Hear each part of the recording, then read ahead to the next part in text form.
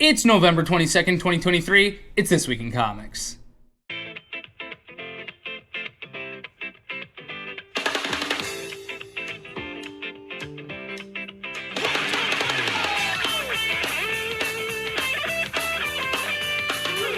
Hello everyone and welcome to the Thanksgiving edition of This Week in Comics. I'm Dustin Dry, your bumbling guide to all things comics. I get it wrong just as much as I get it right. We got a couple of number ones to get to. We got a bunch of ongoing series to check in on. We got one series to review. Actually, the hardcover comes out today. Let's go. Batman Off-World number 1, written by Jason Aaron, pencils by Doug Mahnke, inks by Jaime Mendoza, and colors by David Baron. Batman is on a ship hurtling towards the Slag Galaxy when he is stopped and captured by Sin, an Icorian. It turns out that Batman ran into a member of Sin's race while in Gotham and needed to figure out a way to defeat him, so he sent himself out to try to find the Slag Galaxy. He meets Ionia, it's Marion, who offers to help him escape, but Batman decides not to. He wants to train and figure out how to defeat Sin in order to defeat the same Icarian that's there in Gotham waiting for him. Batman in a sci-fi adventure, honestly, it sounds better than it really is. I mean, the book looks great, and I think that it is going to eventually get to a place where it's pretty good, but so far, Batman Off-World number 1 is a 7.5 out of 10. The Holy Roller number 1, story by Rick Remender, Andy Samberg, and Joe Trollman,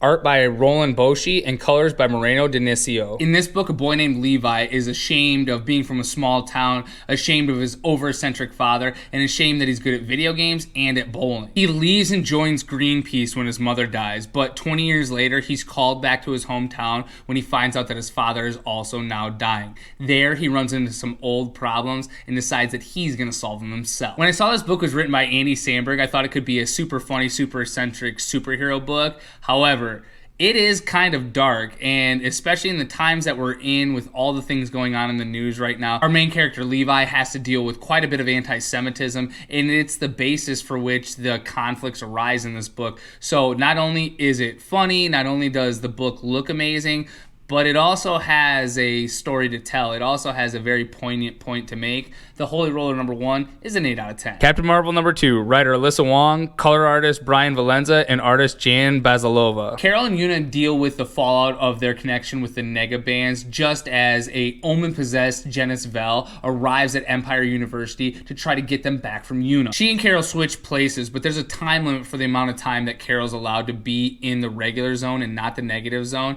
so she races and breaks into the Sanctum Sanctorum right as her and Una switch places.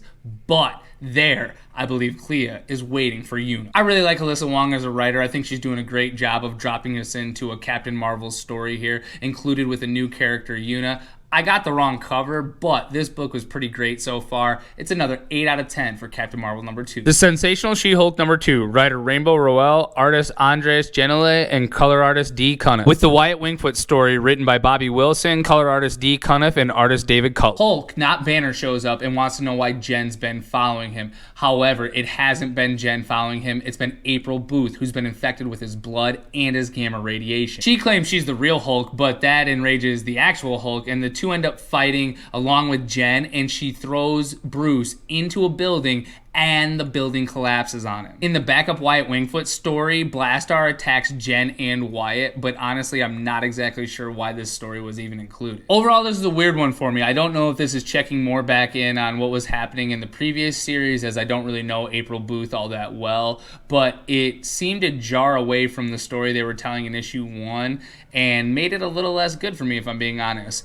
Sensational She-Hulk number 2 is a 7.5 out of 10. Justice League vs. Godzilla vs. Kong number 2. Writer Brian Buccellato, artist Christian Dust, and colorist Luis Guerrero. All of our different heroes from all of the DC universe race to different parts of the world as kaiju show up everywhere. Cyborg, Black Canary, and the Bat family take down Camazotz. Diana races the Themyscira and ends up leaving Oliver on Skull Island, while Hawkgirl, Shazam, and Superman all get destroyed by Godzilla. This series is super entertaining. It's about superheroes battling kaiju, and that's really all you really need to know. The plot's not crazy, the art's not crazy, but the matchups are cool. Godzilla vs. Kong vs. the Justice League number 2 is a 7.5 out of 10. Universal Monsters Dracula number 2, writer James Tynion IV, artist Martin Simmons. The story of Dracula and Renfield continues as Dracula throws a party, the Doctor meets Professor Abraham Van Helsing, and the Doctor's daughter is claimed as Dracula's first victim. Tynion is the master of horror, and honestly, whatever on his stories so far, because the art is the draw right now. It's super watercolory. It flows in and out. It's a weird mind state that you're really watching. Universal Monsters Dracula #2 is a 7.5 out of 10. Jay Garrick's The Flash #2. Writer Jeremy Adams, artist Diego Orletegui, and colorist Luis Guerrero. Jay and the Justice Society battle Robert back in 1941, where Jay's a little bit younger, a little more impatient, but a huge help. In the present, Judy is studied at Star Labs, but she decides to go with Stargirl to the mall and be a normal kid. While there, Robert shows up, but an overprotective Jay also shows up to protect his daughter,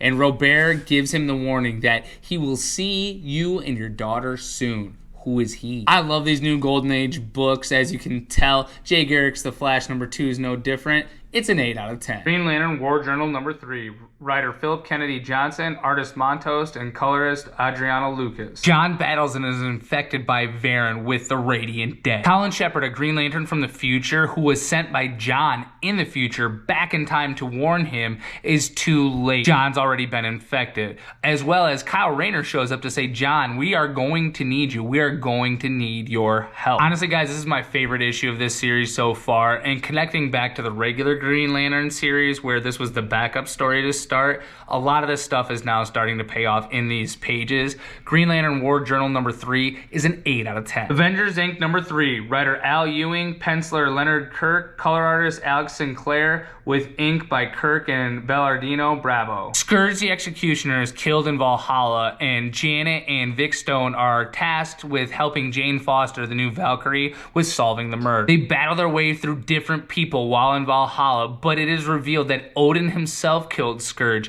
and the reason he did it was hopefully to get Scourge back to the land of the mortal and to help Thor. However, it appears that Scourge is now picking off members of the Death Throes, but why? I don't know why I like this book so much, guys, but it is quirky. It's a mix of law, it's a mix of police procedural, along with superhero stuff, along with the mystery of who is Vic Stone. Avengers Incorporated #3 is a 7.5 out of 10. Wonder Woman #3, writer Tom King, artist Daniel Sampere, and colorist Tomu Mori. The story that the Sovereign is telling Trinity is getting long and boring. There's a piece with the Lasso of Lies, and Marine who's returned from battling Diana, and all of those pieces are really intriguing and honestly super dark, but the rest drags and drags and drags. But I did enjoy the backup story that King wrote. I'm curious where the New World's Finest is going to factor in, but seeing Damian, John, and Trinity as their younger kids is always fun to me. But can we get to the story and the actual issue? Because honestly, Wonder Woman's starting to drag a little bit. He wants to justify why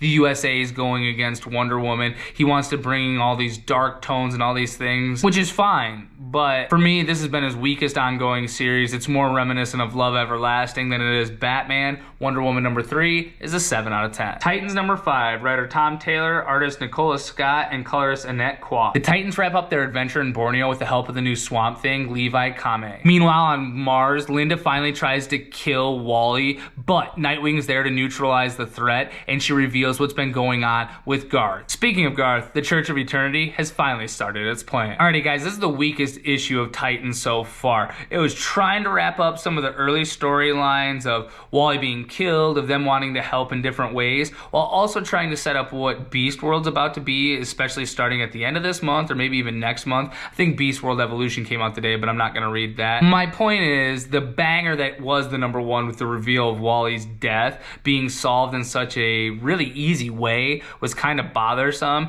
and the way they quickly wrapped everything up to just set up the next thing, I get that it's comics, but that's not good comics. Titans #5 is a 7 out of 10. Void Rivals #6, writer Robert Kirkman, artist Lorenzo De Felici, and colorist Matthias Lopez. Dak breaks out Solila, and the revolutionaries need them to take a data pack and deliver it to Agora. They are found out quickly and race north to the Wastelands, an area where no one has ever survived, but the leaders decide that they need to revive Proximus. The art continues to astound in this series as we're getting a little bit more into what this world is and what's going on in it. It's not my favorite issue, but it was good. It's not bad by any means. Void Rivals #6 is a 7.5 out of 10. The Incredible Hulk #6, writer Philip Kennedy Johnson, artist Nick Klein, and color artist Matthew Wilson. Banner and Charlie make it to the next town, but it's told that there's a monster that hunts the roads. Another kid there tells Charlie that if the monster comes, his uncle will get on his bike and fight it. However, Banner ends up turning into the Hulk, and the kid's uncle, Sal,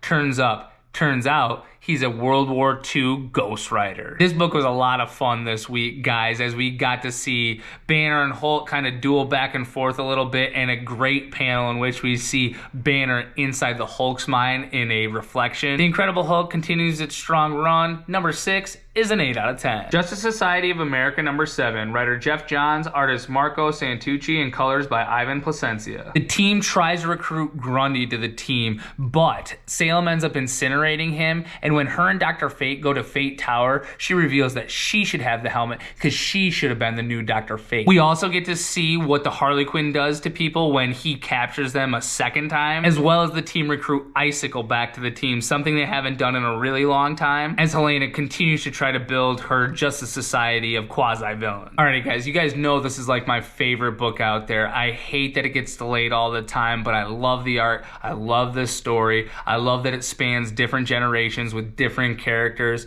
Justice Society number 7, which is part of the new Justice Society, or the Young Justice Society storyline right now, is an 8 out of 10. Alright, the last thing we have up this week is The Riddler Year 1. The hardcover comes out this week. It was written by the actor who played him in the movie The Batman, Paul Dano. The art was by Steven Subich. Let's check out my review from August. Riddler Year 1, written by Paul Dano, art by Steven Subich. I'm going to start this by saying I love Matt Reeves, the Batman. It's my favorite Batman. Admittedly, I was skeptical when actor Paul Dano wanted to write a comic book to kind of flesh out the backstory of his version of the Riddler. But I was wrong. Dead wrong. This comic takes you inside the mind of the Riddler, unlike any comic that I've read before. Subich's art is watery and flowing. It's surreal. Everything that leads Edward Nashton into becoming the Riddler is here in this comic, especially this issue here, which is written across his ledgers as he's an accountant. It's haunting. It's righteous. If you're a fan of the movie The Batman, then it's a definite must read. I loved this comic so much.